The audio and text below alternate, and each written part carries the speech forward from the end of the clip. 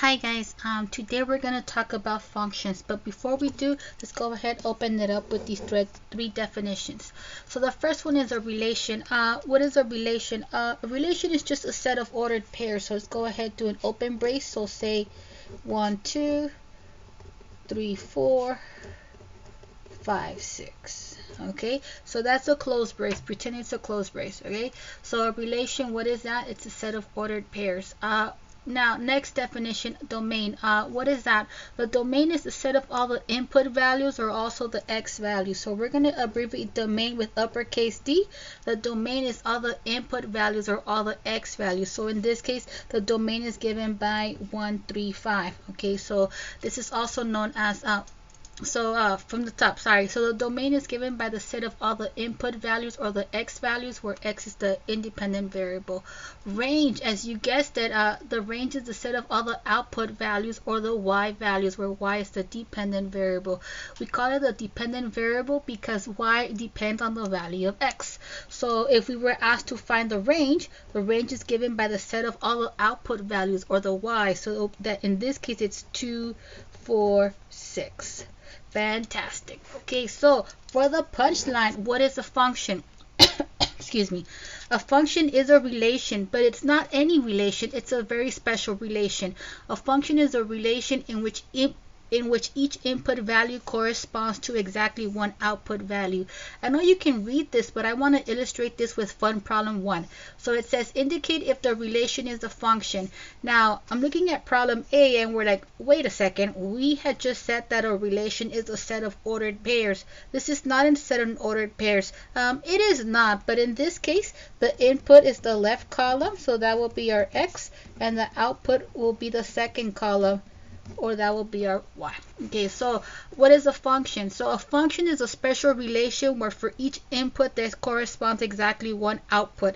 So when the input is 1, output is 10. All right, this input corresponds to one output.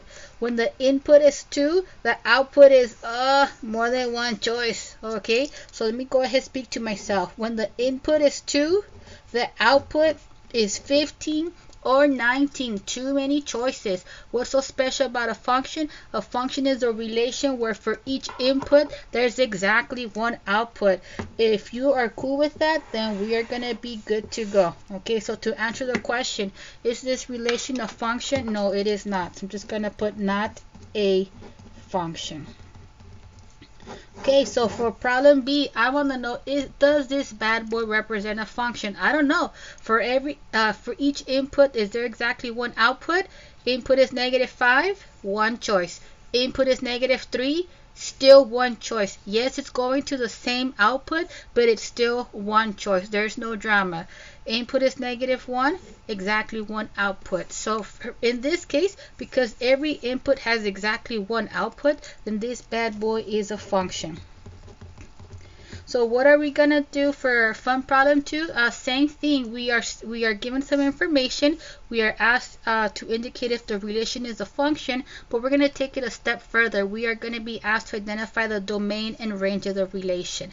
So coming to the top, what is the domain? The domain is the set of all the input values or all the x's. So domain, if my eyes don't fail me, all the x's is -1 0 1 2. Range, the set of all the output values or the y, that will give us 4 3. 3, we already listed once, there's no need to do it again, and then 4. Okay, so for the grand finale, is this relation a function? It sure is, because for every input value there's exactly one output value. And what am I thinking? We didn't write 3 again because it was already there. I shouldn't have written 4 either. Okay, this will be part of the blooper. Okay, so the range is given by the set of 4 3, and if you check your answers in the back of the book, of course you will see it written in order from smallest to largest. Okay, so for the punchline, is this relation a function? And the answer is yes. Why? Because each of the input values or the x's correspond exactly to one output value. Some of them correspond to the same y value, but it's okay. They can go to the same y value, but we don't want an x value going to more than one y value. Okay. Next one. So same question. We want to spit out the domain, the range, and then indicate if the relation is a function. So again, function. What is a function? A function is a relation where for each input there's exactly one output. So the domain, okay, I'm going to pay attention to my work. All the x's, 1, 2, I gotta take my time because bad things happen when I go fast, 3 and 1, and I'm gonna go ahead circle that point where we have 1 again. So what do we have? When the input is 1, the output could be 1 or 2. So this is not going to be a function. Why? Because for this input there's more than one output. So I'm going to go ahead write that because I'm an overachiever. I should box these other two answers. And then the range is going to be the set of all the outputs or the y's. So we have 1, 3, 4, and 2, and we're just gonna pretend we wrote those in order. I'm not really picky if you put the elements in order or not, but if the directions say put them in order, then you should. Okay, so to wrap up this video, let's go to fun problem 3. So fun problem 3 reads, determine whether the relation graph is a function. Now at a first glance, I'm like, well, how am I gonna do that? I don't see x values and y values written explicitly. Now, when we are presented with the graph, if we want to make the call if this is the graph of a function, then we're going to use the vertical line test. How does the vertical line test work? The vertical line says this. We are just going to take a vertical line. Let me take out my special effect, and I'm just going to use the side of one of these popsicle sticks. It's clean, I promise. I washed it. Okay, cool. So the vertical line test says this. We're just going to take a vertical line and slide it in slow motion, and then make sure that the vertical line intersects the graph at no more than one place at any given time. Okay, so that is a visual way to say that for every input there's exactly one output. So I'm going to go out of order. So problem B. So this graph represents the graph of a function if it passes the vertical line test, meaning we're going to take our vertical line, slide it across, and make sure it doesn't touch the graph in no more than one place at any given time. But let's go ahead and do this in slow motion. So as I slide the vertical line, I notice that it's touching the graph in more than one place. Let me go ahead and do a line right there. Okay. I mean, you can do it whatever you want, wherever you want, or you don't even have to do it. Okay, this was hard for me because I'm left-handed. I mean, I'm right-handed. Yeah. Just go like this. Okay, that's nicer. Okay, I think you can see that. Okay.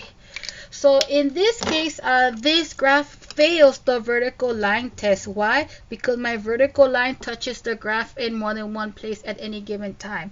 To put things in perspective, when the input is 2 or x equals 2, the output could be 3 or 5, too many choices. So this graph does not pass the vertical line test. Why? Because the vertical line touches the graph in more than one place at any given time. So not a function.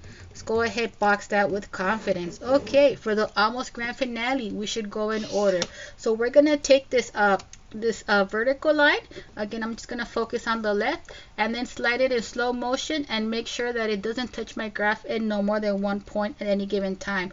So I'm sliding it, I'm sliding it, I'm sliding it. It's always touching in one place. So far, so far, so far, so far. All right, so this graph passes the vertical line test with flying colors. Why? Because it touches the graph in no more than one place at any given time. So this bad boy represents the graph of the function. For the grand finale, so let's see if this passes the vertical line test. So we're gonna take our vertical line and then slide it across and make sure it does not intersect the graph in no more than one place at any given time. So I'm gonna slide it. It's touching in one place, still touching in one place, still touches in one place, or it doesn't touch the graph in no more than one place. And I think it passed the vertical line test with flying colors. So this graph represents the graph of a function. Fantastic. So that's my time. Thanks, guys.